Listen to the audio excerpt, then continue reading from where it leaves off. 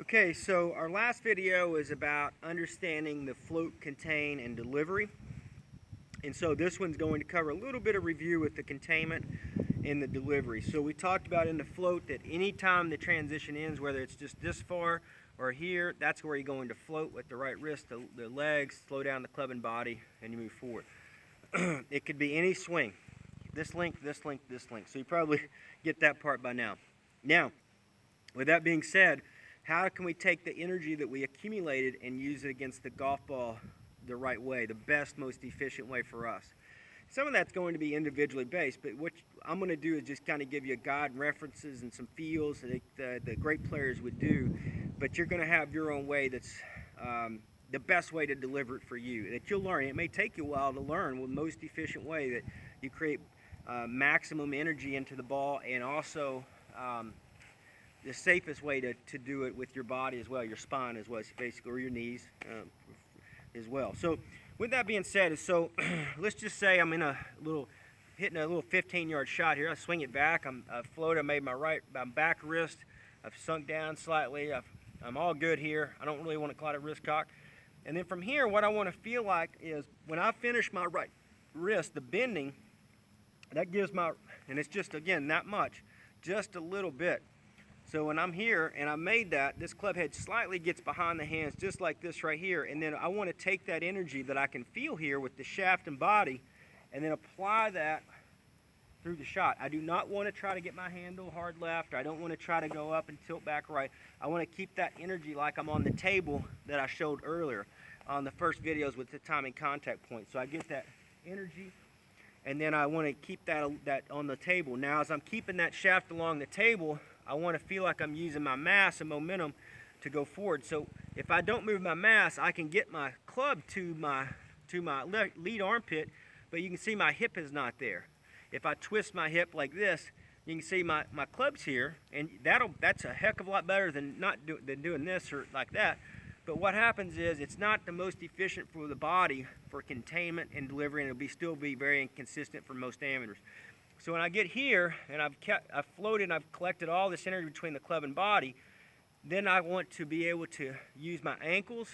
Left ankle will roll out, my right ankle will roll forward, and my club's moving down at the same time. These are not delayed movements, not like this and hold the club back. This, as soon as my ankles move, my shaft's moving at the same time.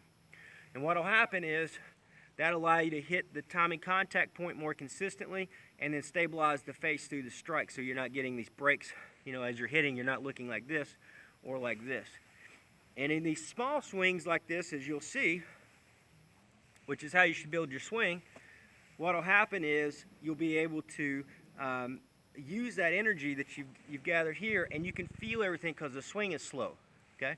If you're swinging big and fast as hard as you can, you're not going to be able to feel and change the things necessary to becoming better.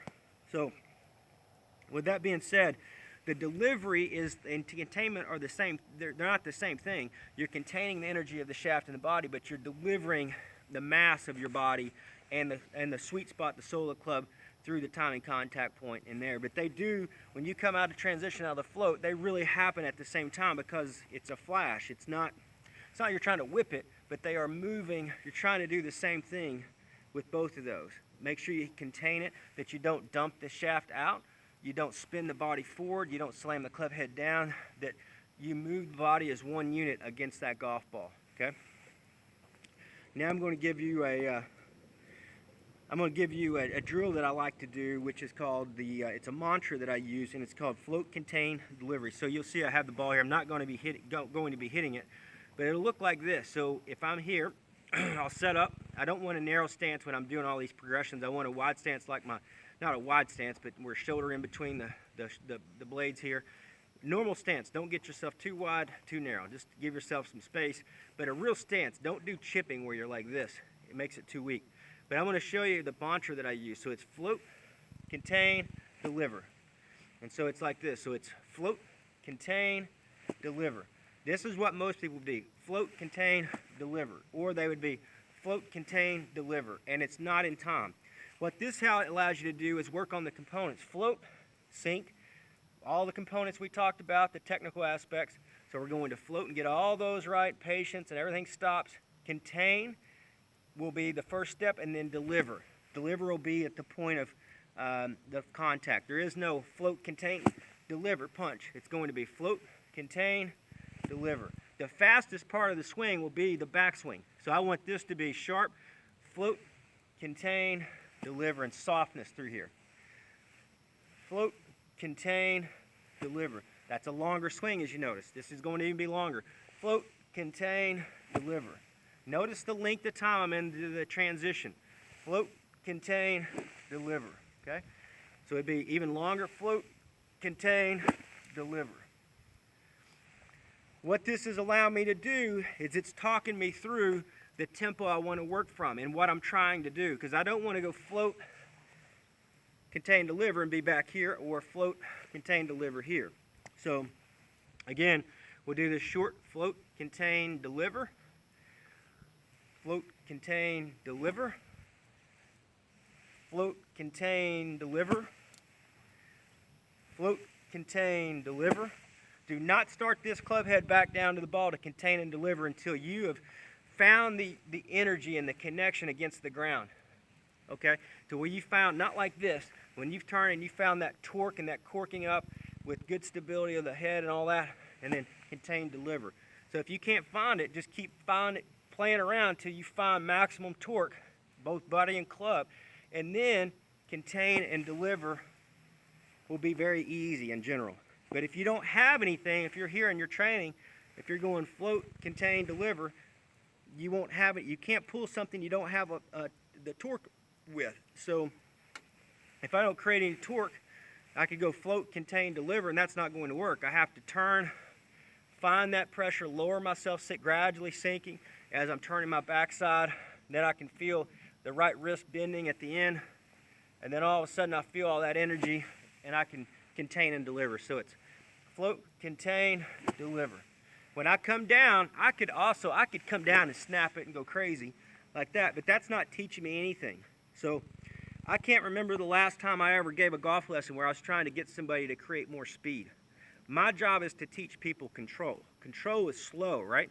And it's the right movement. So if I'm training somebody, it's going to be short and slow. This is how you learn. You build controlling movements, and you understand, like, even if I'm here, contain, release. Then all of a sudden you learn that if this is a real swing, we'll count this as a real swing. That's very, very, very powerful, but you don't see the output. It's a torque-based swing. Versus if I came up here and I went like that, I'm going to hit it sideways, and it looks like I'm swinging out of my shoes, which I probably was. But if I swing a torque-based swing, float, contain, deliver. So it'd be float, contain, deliver. It would be float, contain, deliver.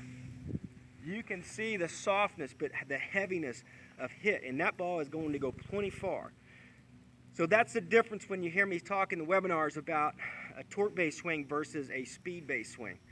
All right, and then how you learn in the 5-yard scale, just a little baby swing here, the 10-yard scale, and then obviously the 5-yard scale would be 5, then you go 10 and 15. So you build it, you're inchworming your swing up the progression.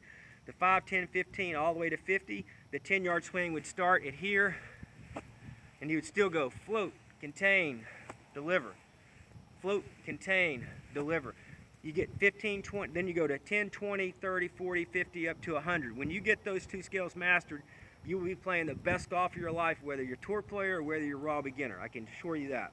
So remember the mantra, obviously, the float, contain, deliver. It needs to match the component. So it should be float, contain, deliver.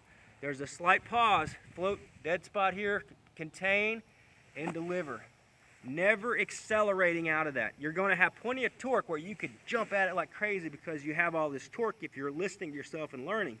But don't try to. Just stay smooth and soft. And always train soft and in control. If you train soft and in control, you're going to, all I can tell you is that you're going to be playing the best golf of your life like everybody else in our program. So anyway, I look forward to working with you on the next lesson.